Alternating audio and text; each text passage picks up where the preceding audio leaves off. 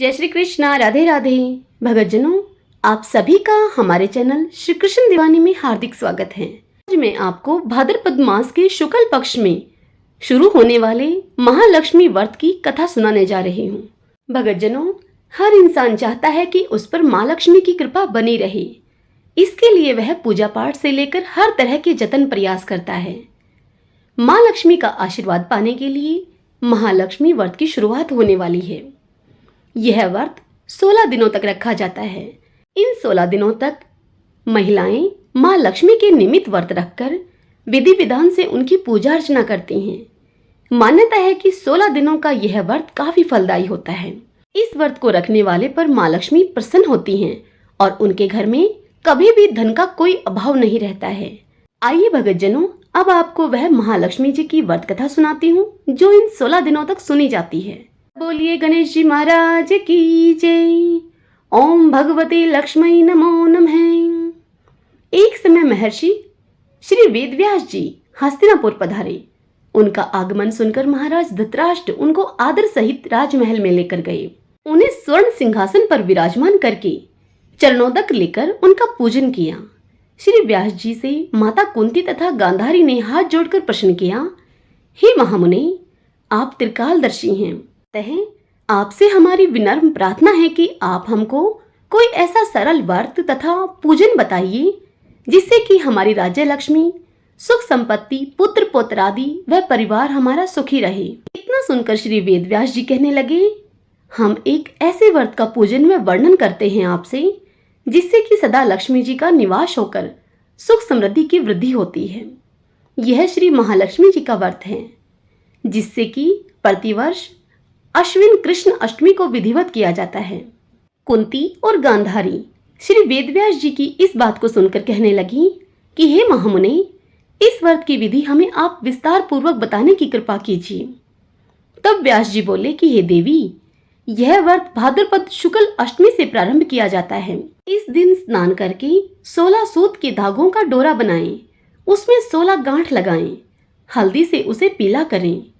प्रतिदिन 16 दूब 16 गेहूं डोरे को चढ़ाएं।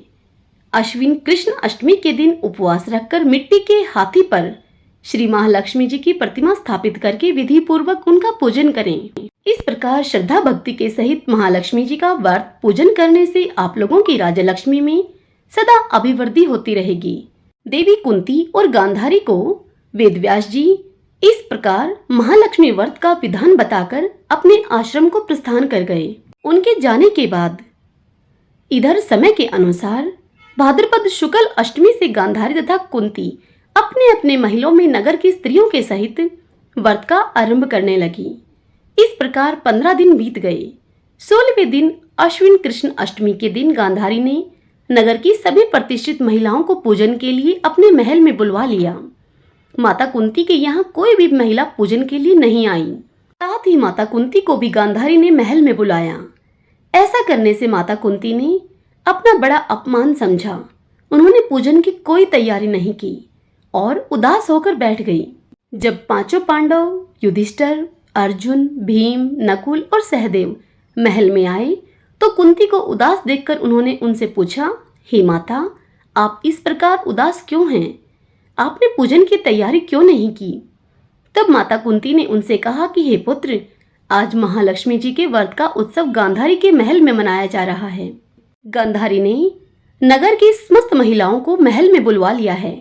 गांधारी के 100 पुत्रों ने मिट्टी का एक विशाल हाथी बनाया है, जिस कारण सभी महिलाएं उस बड़े हाथी का पूजन करने के लिए गांधारी के यहाँ चली गई हैं, लेकिन मेरे यहाँ कोई नहीं आई। यह सुनकर अर्जुन ने कहा कि हे माता, आप पूजन की तैयारी करें और संपूर्ण नगर में यह बुलावा भेज दें कि हमारे यहाँ स्वर्ग के ऐरावत हाथी का पूजन होगा। इधर माता कुंती ने नगर में यह ढिंडोरा पिटवा दिया और पूजा की विशाल तैयारियां करने लगी। उधर अर्जुन ने बाण के द्वारा स्वर्ग से ऐरावत हाथी को बुला लिया। इधर सारे नगर में शोर मच गया कि कुंती के महल में स्वर्ग से इंद्र का ऐरावत हाथी स्वर्ग से उतारकर पृथ्वी पर पूजा जाएगा। समाचार को सुनकर नगर के सभी नर नारी, बालक एवं वृद्धों की भीड़ वहां एकत्रित होने लगी। उधर गांधारी के महल में हलचल मच गई। गांधारी के महल में एकत्र हुई सभी महिलाएं अपनी अपनी थालियां लेकर कुंती के महल की ओर जाने लगी। देखते ही देखते कुंती का सारा महल ठसाठस लोगों की भीड़ से भर गया। माता कुंती ने ऐरावत को खड़ा करने के हेतु अनेक रंग के चौक पुरवाकर नवीन रेशमी वस्त्र बिछवा दिए। नगरवासी स्वागत की तैयारी में फूलमाला, अबीर, गुलाल, केसर हाथों में लिए हुए पंक्ति बंद खड़े थे। जब स्वर्ग से ऐरावत हाथी पृथ्वी पर उतरने लगा तो उसके आभूषणों की ध्वनि गूंजने लगी। ऐरावत के दर्शन होते ही जय जयकारों के नारे लगने लगे। सायंकाल के समय इंद्र का भेजा हुआ हाथी ऐरावत माता कुंती के भवन के चौक में उतर आया। तब सब नर नारियों ने पुष्पमाला, अबीर, गुलाल, केसर आदि सुगंधित पदार्थ चढ़ाकर उसका स्वागत किया। राज्य पुरोहित के द्वारा ऐरावत पर महालक्ष्मी जी की मूर्ति की स्थापना करके वेद मंत्रों उच्चारण के द्वारा पूजन किया गया। नगरवासियों ने भी महालक्ष्मी जी का पूजन किया। फिर अनेक प्रकार के पकवान लेकर ऐरावत को खिलाया और यमुना का जल उसे पिलाया। राज्य पुरोहित के द्वारा स्वस्ति वाचन करके महिलाओं के द्वारा महालक्ष्मी का पूजन कराया गया। फिर 16 गांठ वाला डोरा महालक्ष्मी जी को चढ़ाकर अपने अपने हाथों में बांध लिया। ब्राह्मणों को भोजन करवाया गया। दक्षिणा के रूप में स्वर्ण आभूषण, वस्त्र आदि दिए गए। तत्पश्चात महिलाओं ने मिलकर मधुर संगीत, लहरियों के साथ भजन कीर्तन एवं संपूर्ण रात्रि महालक्ष्मी जी व्रत का जागरण किया। दूसरे दिन प्रातः राज्य पुरोहित के द्वारा वेद मंत्रों उच्चारण के साथ जलाशय में महालक्ष्मी जी की मूर्ति का विसर्जन किया गया। फिर ऐरावत को विदा करा के इंद्रलोक भेज दिया गया।